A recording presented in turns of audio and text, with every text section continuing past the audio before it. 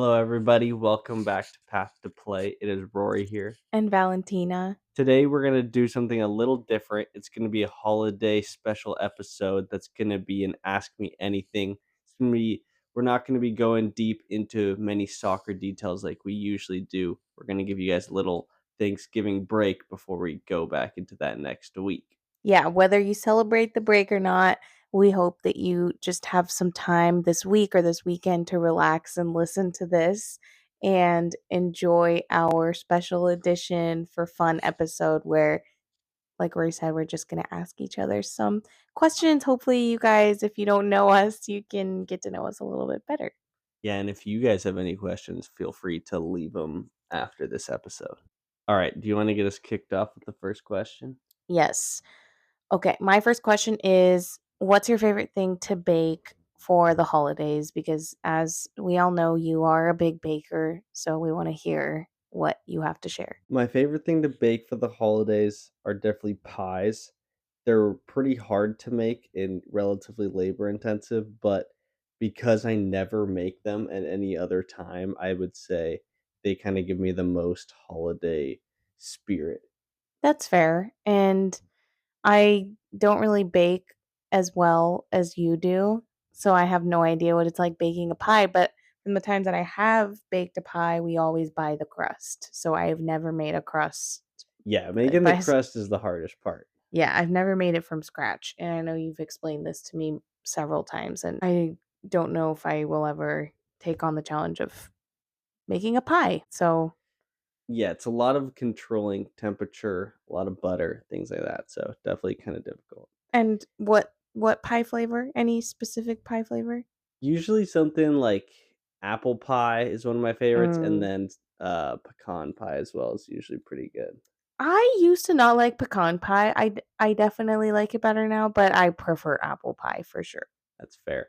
I actually recently started making something called pecan bars. If anyone's interested, you should look them up. They're like mini pecan pies, but there's not as much filling, so they're not, like, as overly sweet, and I really like Yeah, those. those were good when you made them.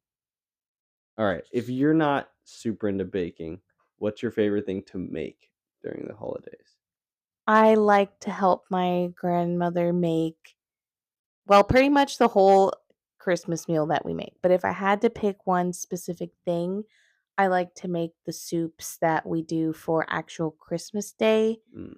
We usually have our big dinner on Christmas Eve, and then for Christmas Day, we like to make our soups, also known as caldos in Spanish, and they're meant to cure residual party favors from the night Mhm. before, and they are so good.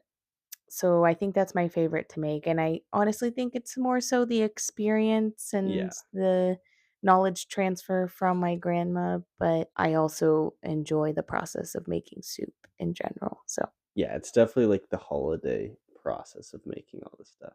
yeah, we don't make that at any other time of the year, like much like you described your Mhm. pie making. So, I do enjoy that. Okay. Now we're gonna move on to some would you rathers. So, keeping the holiday spirit going, would you rather eat pie or cake? Cake. Why why the laugh? Because I have many other dessert preferences that are not pie or cake, so I Mm. had to think of that one. What about you? I'd probably go pie just for, like, because I never have it kinda thing. Okay, interesting. Okay, next one. Would you rather have a traditional Thanksgiving dinner or switch it up and kinda try something fun every year? Non-traditional, because I was never a huge Thanksgiving dinner fan to Mhm. begin with. It's grown on me again, but I'm probably gonna go non-traditional. What about you? That's fair. I'm going traditional 100% just because you literally have that once a year, so I kinda look That's true. forward to it. Yeah. I perhaps my mind is changing, as I have Thanksgiving dinner more, but Yeah, not quite yet. that's fair. Alright. Would you rather play in 30 we're going to soccer now. Would you rather play in 30-degree weather or 100-degree weather? 30-degree weather, I think. Uh, Even being from Arizona? I think I can't do it anymore. I was built different back in the day. Huh, I would've guessed the other way for you. I'm probably with you on the 30-degree weather. The start of the game or your practice or whatever is always brutal when your feet are still Yes. warming up, but after, like, 10 minutes, you don't wanna be, like, dying from the heat, so agreed. I probably would have been more accustomed to the hot weather back in the day when we would train literally at 4 PM at the peak of Arizona summer. But now whenever I go home during the summer, I cannot even bring myself to go on a walk and feel comfortable. So I'm just not capable of it anymore. That's fair, and I totally agree. Alright, next one. This one might bring back bad memories, but would you rather run the beep test or the 2 mile? The beep test, for sure. Why? I was I well, I used to not be a long distance runner. Never liked it. What about you? I would probably do the 2 mile just because you kinda get into more of a rhythm. I just the beep test always made me uncomfortable, But and I you was slow, so, like, yeah, it made you me were look always better worse. at that long I mean, you obviously grew up running more long distance and Yeah. actually enjoying it, so Yep. Okay, next one. Would you rather miss a PK in a final or give up a PK in a final? miss it. Yeah, probably probably same because then at least the goalie has a chance to save it. Yeah, and the question wasn't specific enough to say how you miss it. So we'll assume that the keeper saves it. I just feel like giving it up would I would never recover from that. Yeah, And what we mean by giving it up, we mean like fouling of someone. fouling someone in the box, which in consequently gives the other team a penalty kick, Yeah. which means PK. Okay, those were our rapid fire would you rather questions. We're now going to move on to some longer, more thoughtful, reflective questions. Who was the toughest opponent you ever faced at any level and what made them so hard to play against? Probably either and maybe I just have a fresher memory in my head of this, but probably the University of Washington in college or University of Oregon.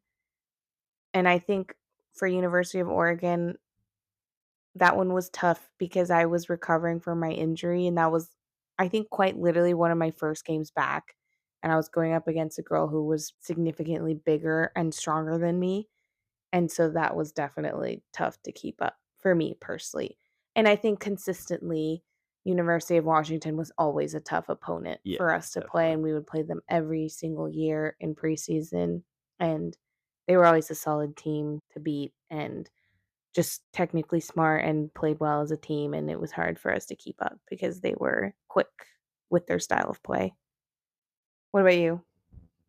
For me, I would probably say similar to you, Oregon State. Whenever we would play them, it was just like impossible to get the ball back. So Mhm. they were probably the most frustrating team to play. But like the year before I went to college, we played in a tournament with some European teams and we lost to this team from Germany called Stuttgart like 8-1. Oh my So gosh. that was That's probably like painful. they were just like better than us in every way possible. So Mhm. that one was just more painful. But Oregon State, we always played them and they always killed us. Good experience with the German team, though. Yeah, it was definitely fun. Definitely humbling. Mhm. All right. What's one moment in your youth career that made you think I love this sport? Oh, no, that's a really hard one. Honestly, probably just winning the big titles with club teams. I think those are moments that you kinda carry with you for a long time. Big finals, things like National League. Mhm. Winning with my team, being with my teammates, those were always really good moments. What about you? Yeah, I would agree. I would say one specific one would probably be like Surf Cup. Just being there was so cool and like all the teams there. I know we talked about it last week, but it just the energy's so awesome and you're playing against these teams from all over and you're just kind of I don't know, it's kind of a surreal moment. Okay, moving on. If you could take one skill from now and give it to your younger self, what would it be? Soccer skill, mental skill, Soccer skill. Yes. my left foot. I don't have it now, but if I understand the question If you correctly, could have had it, I yeah. if I could give myself any skill, it would be my left foot. Just having a Yeah. working left foot is what I mean by that. That is a good one. I mean, you played left back though. Yeah, but I didn't. I don't think your left foot was that Mm, bad. I was cutting in a lot onto my right foot. Let's just say that. That is a tough one. I would say for me, I would probably like a little bit of maturity and patience. I feel like I tried to like rush back from a lot of injuries and didn't really like think things through long term. So I'd probably say that. Hey, you said soccer though. That's more of a mental skill. Yeah. That's a But smart like, skill. I yeah, didn't that's get to true. answer with a smart skill. I was really just thinking of it in the soccer Yeah, context, but yeah, that's it's fair. valid. It's valid, but Um, honestly, I would probably go left foot as well, yeah. just because that helps so much. Technicality on both sides. Yeah, exactly. All right. Final question.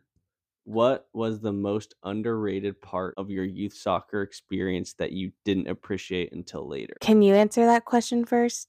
I feel like I've been answering first, so you get to answer this one first. I would say probably all the like travel and trips. Like, I didn't really realize it until later, but we were going to California all the time, and we would go to Florida once a year.